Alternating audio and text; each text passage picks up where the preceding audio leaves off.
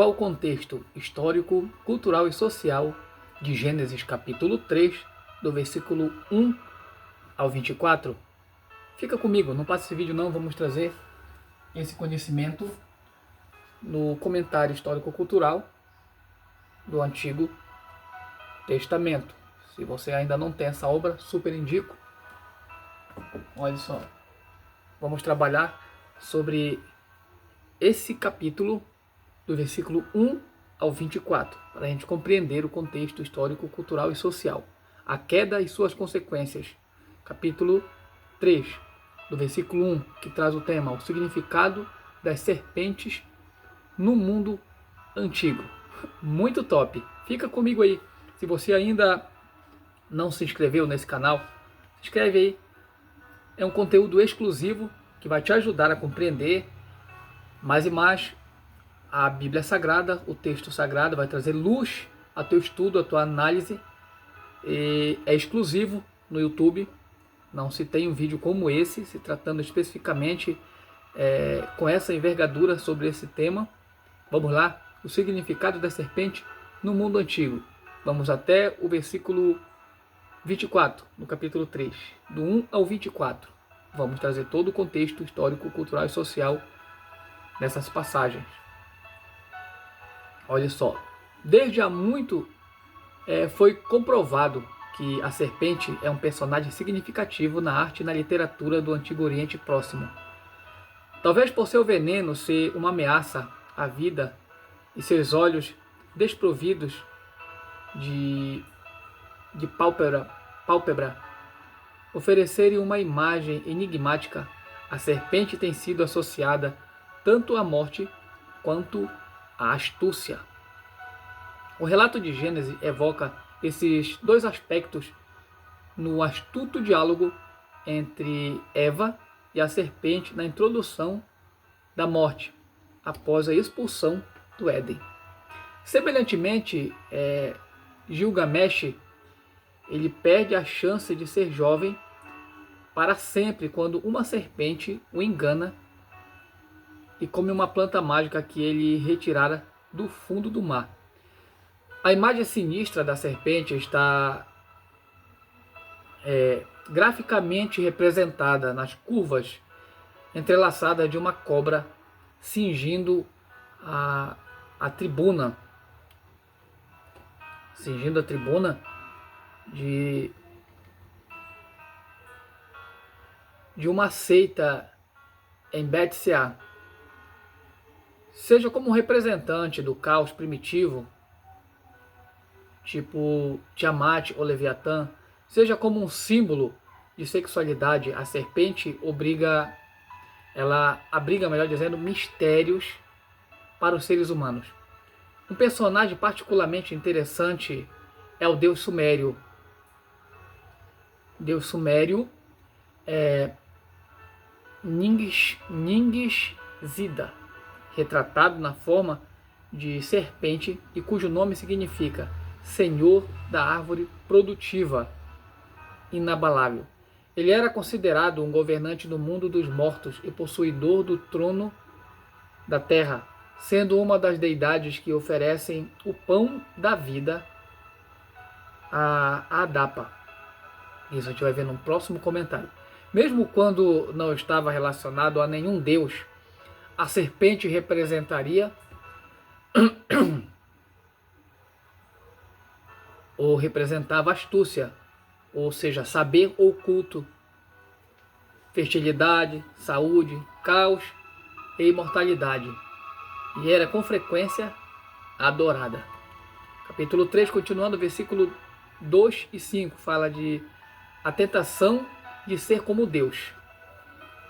A aspiração à posição de divindade, assim como no relato de oportunidades perdidas de se igualar aos deuses, aparecem de forma proeminente em alguns mitos antigos. Na lenda de Adapa, uma oferta do alimento da vida foi inadvertidamente recusada. Adapa, o primeiro dos 7 sábios antediluvianos, estava envolvido em levar as artes da civilização a primeira cidade, Eridu. Como pescador, foi carregado certo dia pelo vento sul, em uma infeliz aventura que ocasionou seu encontro com o Deus superior, Anu. Dando ouvidos aos conselhos do Deus Ea, Adapa recusou a comida oferecida pelo Deus Anu, descobrindo depois que aquele alimento lhe teria dado imortalidade. A vida eterna também, ela escapa a Gilgamesh, ou Gilgamesh, na famosa epopeia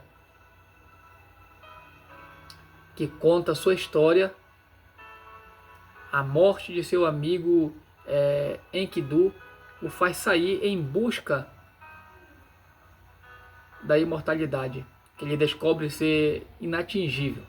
Nesses dois relatos, ser como os deuses significa atingir a imortalidade, enquanto no relato bíblico, ser como Deus é entendido como obter a mesma sabedoria de Deus. Capítulo 3, dando continuidade, versículo 7, fala o significado das folhas de figueira. As folhas de figueira são as maiores encontradas em Canaã e podiam fornecer uma cobertura limitada aos envergonhado casal. O significado do uso da folha de figueira pode estar em sua simbologia de fertilidade. Ao comer do fruto proibido, o casal deu início a seu papel como pais e como cultivadores de árvores frutíferas e grãos. Capítulo 3, continuando, versículo 8, fala: soprava a brisa do dia. A terminologia acadiana demonstrou que a palavra traduzida por dia também tem o significado de tempestade. Esse significado pode ser encontrado ainda na palavra hebraica citada em Sofonias capítulo 2, do versículo 2. É uma expressão frequentemente relacionada a uma tempestade trazida como castigo por alguma divindade. Se essa é a tradução correta da palavra nesta passagem, eles ouviram o trovão. A palavra traduzida por voz é muitas vezes relacionada a trovão do Senhor que se movia no jardim com o vento da tempestade. Nesse caso, é bastante compreensível o fato de terem se escondido. Capítulo 3, versículo 14, fala comer do pó. A descrição do pó, ou poeira, como alimento, ela é típica das descrições do mundo dos mortos na literatura antiga. Na epopeia de Gilgamesh, em seu leito de morte, Enkidu, ele sonha com um mundo inferior e o descreve como um lugar de trevas, onde o pó é seu alimento, a argila é seu pão. Uma descrição também conhecida dos descendentes de Ishtar, neste caso. São características que geralmente elas repontam ao mundo dos mortos por estarem relacionadas à sepultura. O pó enche a boca do defunto, mas também encherá a boca da serpente à medida que ela se arrastar pelo chão. Continuando o capítulo 3, versículo 14 e 15, fala maldições às serpentes. Os textos das pirâmides, textos egípcios da segunda metade do terceiro milênio, contêm uma série de feitiços contra a serpente, mas também inclui feitiços contra outras criaturas consideradas perigosas ou pestes que ameaçam os mortos. Alguns destes feitiços ordenam que a serpente ande sobre o seu ventre, mantendo a cabeça no chão. Em contraste com o modo de levantar a cabeça quando está em posição de ataque, preste a dar o bote. Enquanto rasteje sobre o seu ventre, a serpente não oferece perigo, mas quando se levanta, está se protegendo ou prestes a atacar. Nesses textos, ferir a serpente com o calcanhar refere-se a um meio de suplantá-la ou derrotá-la, como entendemos na vida de Cristo. Capítulo 3, versículo 14 e 15, que diz: todas as cobras venenosas. Embora deva ser observado que nem todas as cobras são peçonhentas. A ameaça que algumas delas representam no impulso de proteger-se levaria alguém a atribuir tal característica a todas elas. De 36 espécies de cobras conhecidas,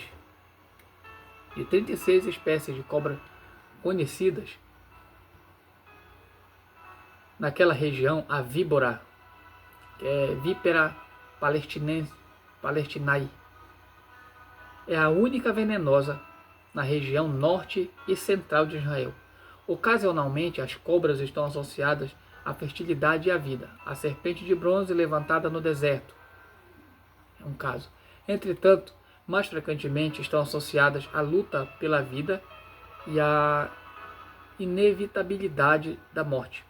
As cobras venenosas seriam as mais agressivas e assim o ataque de uma cobra sempre seria visto como um golpe posteriormente fatal. Continuando, o capítulo 3, versículo 16, fala dores de parto. Talvez para mostrar o paradoxo da vida, a alegria da maternidade somente pode ser obtida por meio da dor do parto. Sem a medicina moderna, essas dores são descritas como o pior sofrimento possível do ser humano, principalmente para aquele tempo. Você pode ver Isaías 13, versículo 8 e versículo 21, capítulo 21, melhor dizendo, versículo 3. Os deuses e aos deuses.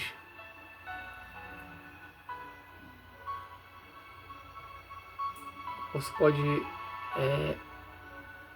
ver isso sobre a deusa babilônica e Ishtar, na epopeia do dilúvio de Gilgamesh. E aos deuses, quando ela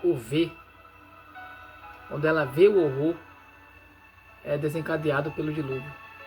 Os babilônios associavam demônios como Lamashito, as dores de parto e as condições limítrofes da vida tanto para a mãe quanto para o bebê durante o nascimento. Continuando o capítulo 3, versículo 16.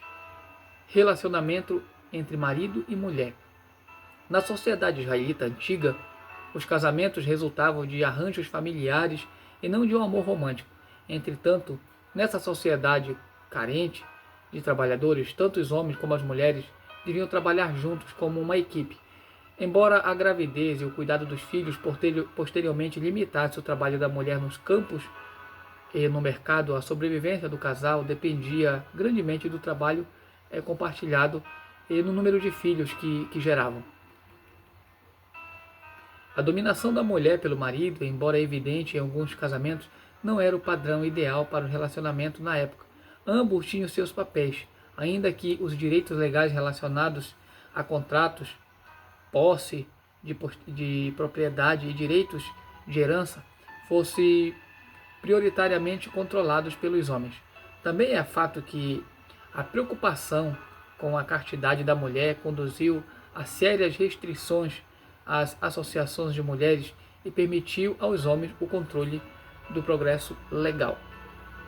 Capítulo 3, versículo 17, que fala com sofrimento. No pensamento mesopotâmico, as pessoas elas foram criadas para serem escravas, devendo fazer o trabalho que os deuses estavam cansados de fazer. Grande parte dele estava relacionado à agricultura. No texto Enuma Elish, o único propósito da criação dos homens era aliviar os deuses de sua fadiga, ao contrário do relato bíblico, no qual o homem foi criado para governar, recebendo o fardo do trabalho pesado como consequência da queda. Continuando o capítulo 3, versículo 18, fala espinhos e ervas daninhas. Na epopeia de Gilgamesh, o lugar paradisíaco é descrito como um lugar em que as plantas e as árvores produzem gemas e pedras preciosas, em vez de espinhos e ervas daninhas, como se vê no texto bíblico, em Gênesis. Continuando o capítulo 3, versículo 20, fala o significado de dar nome às coisas. Anteriormente, Adão dera nome aos animais, o que demonstrava a sua autoridade sobre eles. Aqui, ao dar o nome à mulher, Adão é colocado em posição de liderança, conforme mencionado no versículo 16. No mundo antigo, quando um rei colocava no trono, quando o rei colocava no trono um rei vassalo, geralmente lhe dava um novo nome, como demonstração de seu domínio sobre ele. Do mesmo modo, quando Deus estabeleceu sua aliança com Abraão e Jacó, ele mudou seus nomes. Um último exemplo parece no relato babilônico da criação de Enuma Elish, que se inicia com a situação anterior ao fato, quando o céu e a terra recebem nomes. No pensamento desse relato, os nomes vão sendo dados exatamente como Deus nomeou as coisas criadas em Gênesis 1. Continuando o capítulo 3, versículo 21, que fala roupas de pele. Uma túnica longa, ainda hoje, é vestimenta básica para muitas pessoas no Oriente Médio. E essa vestimenta substituiu a inadequada cobertura de folhas de figueira que Adão e Eva haviam feito para eles. Deus lhe forneceu essas túnicas como um presente dado pelo Senhor a um servo. Presentear com roupas é uma das práticas mais comuns mencionadas na Bíblia. Você pode ver José em Gênesis 41, versículo 42, em outros textos antigos. As túnicas também, elas iriam protegê-los dos rigores do inverno e do trabalho que os aguardava. Na lenda de Adapa, pode ver no comentário capítulo 3, versículo 2 e 5, depois que Adapa perde a oportunidade de comer o pão e beber a água da vida, ele recebe roupas do deus Anu, antes de ser despedido de sua presença. Isso nós demos anteriormente.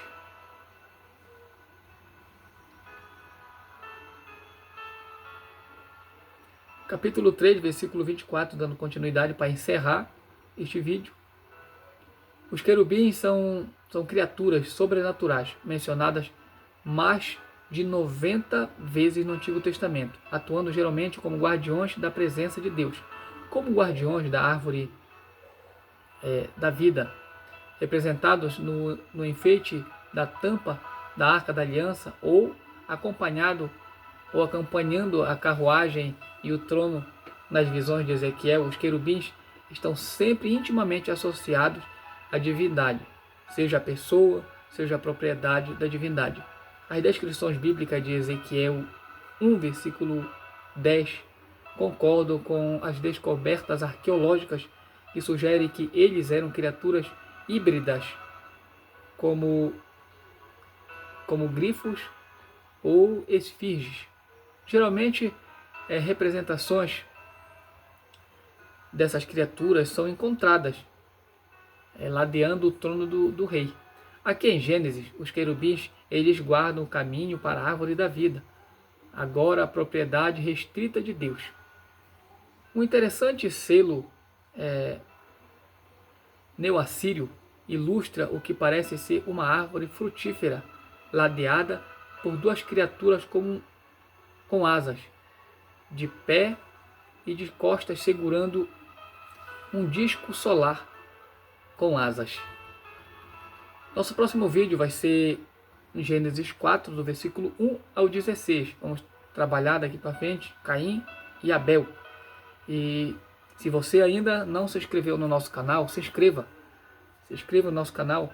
Estamos trabalhando o contexto histórico-cultural do Antigo Testamento. Deixa aquele like maroto aí, deixa aquele comentário abençoado e dá aquela compartilhada aí do céu para dar engajamento nesse vídeo, para o YouTube compreender que ele é relevante, que ele tem o seu valor, e assim o YouTube distribua para mais e mais pessoas, e mais pessoas, além de eu e você, sejam abençoadas com esse conteúdo, e assim não só as pessoas, mas também o nosso canal cresce para a glória e honra do nome do Senhor Jesus. Fique com Deus e até a próxima.